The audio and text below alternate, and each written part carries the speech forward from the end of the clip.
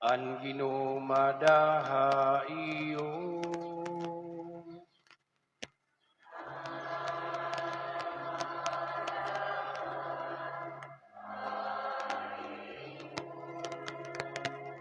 Pagbasa ti kangan santos nga ebanghelyo, sumalakan San Marcos.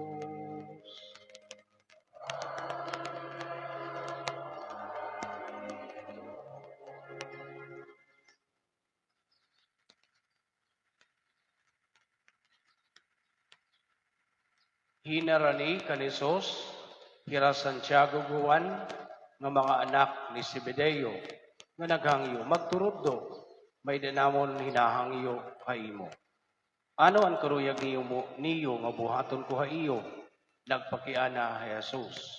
Binatunira, kung lumingkod ka na hay imo trono, dito ang imo harangdo na ginadian, tuguti kami, hinpaglingkod o imo, usa hatuo, ngan usa hawala.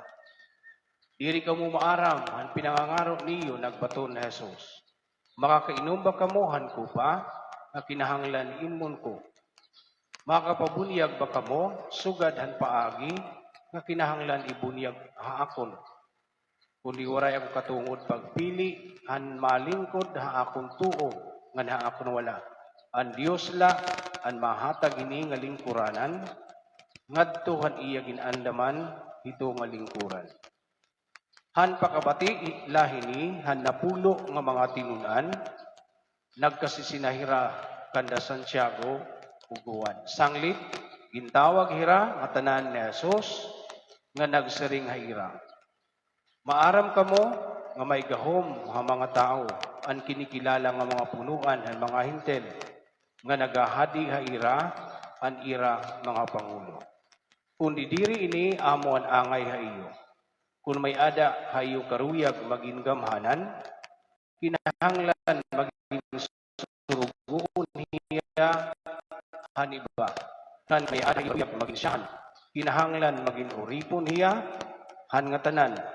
Kay bisan ngani an anakan tao, waray kumanhihin pagpaserbi, kundi kinaniya hinpagserbi, ngan paghatag haniya kinabuhi, hinpagtubos hindamo nga mga tao. Ang Ebanghelyo kanaton Ginoo. Pagdayawon ka, Kristo.